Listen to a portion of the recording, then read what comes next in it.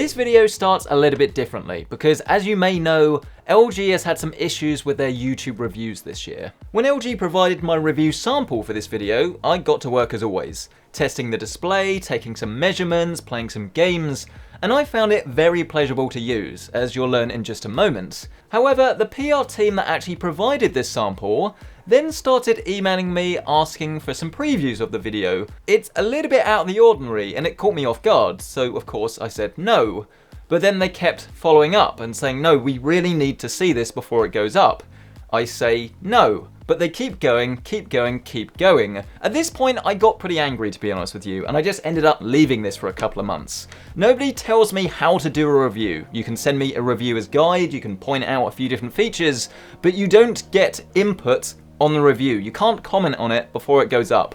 In my eyes, that is not a review. A few weeks later, and quite out of the blue, I then receive an email that all is well, you can review as you please. With the reason, of course, then becoming apparent to me when I checked my YouTube subscriptions feed, Hardware Unboxed video had gone live. I'll leave a link to this down below, but essentially this whole control dynamic wasn't just unique to me, and I find the whole thing very disappointing, but at least the YouTube community does stand united by the fact that reviews are reviews, and if anyone is going to try and muck us about, then we're just not going to take it. Fortunately, LG have done their best to rectify this situation, and they're using a completely different PR agency now. So yeah, it definitely has been a bit of a weird review process, that's for sure. But ultimately, it is a very popular product, or at least I expect it to be, and ultimately it is a very good one. So let's talk about it after a short word from this video's sponsor. Gigabyte's range of NVIDIA graphics cards are here to boost your FPS to the next level. Using the latest Ampere architecture, these RTX GPUs are capable of driving the latest games at crazy quality settings, with full support for both DLSS 2.0 and hardware accelerated ray tracing. Not only will your games run like a dream, but thanks to Gigabyte's WindForce cooling tech, your PC can remain cool and quiet. Stock is improving all of the time, so learn a little bit more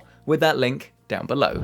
The LG GP850 hits the sweet spot for PC gaming, offering brilliant speed, responsiveness, and actually surprisingly good value for money. The nature of this beast is derived from its core specification, which lands a 165Hz refresh rate with Quad HD 1440p resolution. This is not only drivable by most modern graphics cards, but thanks to its 27-inch screen size and 16:9 form factor, it's essentially right for, well, just about anyone. It's the jack-of-all-trades monitor, if you will. And best of all, it doesn't stop there, as this also uses an IPS or in-plane switching panel, which for those not familiar, increases the viewing angles and offers far superior image quality. It is no joke, this thing, as while there was a slight purplish hue straight out of the box, after calibration, we see 100% of the sRGB color space and 96% of DCI P3 that is easily good enough for prosumer work like photo editing and non-critical video grading. I don't know about you, but I'm getting a sense of deja vu here. Haven't we heard all of this before? This even uses a nano IPS panel, so surely this is just a rebadge of last year's model? Actually, no. No, it's not. This is in fact a next-gen version, or an upgrade if you will, so it's even better than its previous outing. Colour accuracy isn't going to be crazy different, but the secret sauce lies within its response time. Just because a monitor can show 165Hz, it definitely doesn't mean it can do it well, because most of the VA panels that I've actually tested, even gaming grade ones, still have a lot of ghosting or black smearing, which isn't really what you want at all. The GP850 though is easily among the very best that I've ever used, matching even the super fast TNs for smoothness and a test UFO pattern that is amazingly sharp and clear. Don't get me wrong, it's not perfect, and a 360Hz monitor will of course be even better, but I can certainly appreciate the difference here versus the last gen. Playing Apex Legends Arena back to back for 2 hours, no joke, saw me win every single game, and yes of course I was usually the MVP too. Having that perfect blend of fluidity, clearness, lack of lag, it all builds up to something truly special. Yes, you are going to obviously need to have the skills to actually be able to pay the bills, but this is your conduit for something great. And yes, I learnt that word playing Mass Effect. It was definitely at this point that I really started to ponder why LG wouldn't want this video to go up before them seeing it.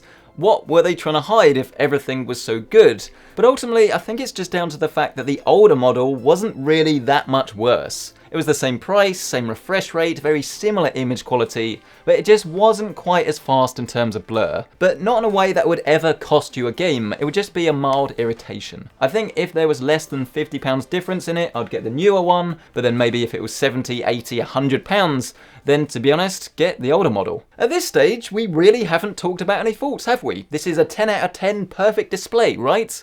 Well, no, not really. There are some mild drawbacks, with the emphasis on the word mild. The stand is definitely one of them, as while it's got tilt and height adjustment, there's no swivel, which is just a bit odd if you ask me. Then there's FreeSync and Gsync, the baked-in tech that matches your monitor's refresh rate to your graphics card's output. In practice, it's worked really well, as other than some mild syncing issues when I first fired up Apex Legends, there's been no artifacting or errors to report at all. But you should note that this is actually Gsync compatible rather than the full-fat Gsync module that would be baked in to a slightly more expensive monitor. This might be a downside to you. I think those monitors are ever so slightly better, but in practice, I personally would rather save that £100 or so and get a Gsync compatible monitor anyway, so it's not really a negative unless it's really important to you. The final thing to be aware of might be a little bit more of a significant one for you: HDR performance, which to be frank is not particularly great. It should be highly expected with its HDR 400 certification,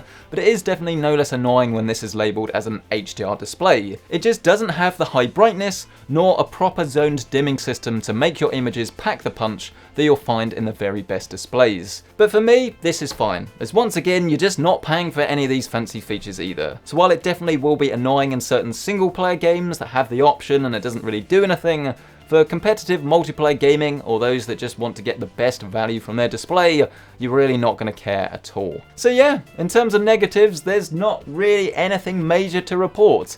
If you want to use this as a TV as well, then be aware there's no speakers in this. Obviously it's not ultra wide, but I'm pretty sure you're aware of that going in.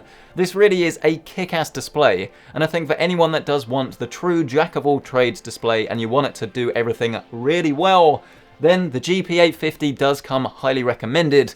I just wish that the PR had been a little bit better. Let me know your thoughts on this down below, smash that like button and of course get subscribed. If you do want to check out current pricing, then as always you can find this listed down below with some Amazon affiliate links and probably some from Best Buy. And of course, while you're down there, start planning your next build with Gigabyte. The latest range of NVIDIA graphics cards has something for everyone. Gigabyte's Gaming OC is the perfect jack of all trades. The eye-catching vision is ideal for creators or lovers of a white colour scheme. And then of course there's Aorus, for those that accept zero compromises. Check out Gigabyte's graphics cards today with the link down below. Thank you so much for watching and supporting the channel as always. Find some more videos in the end screen and I'll see you in the next one.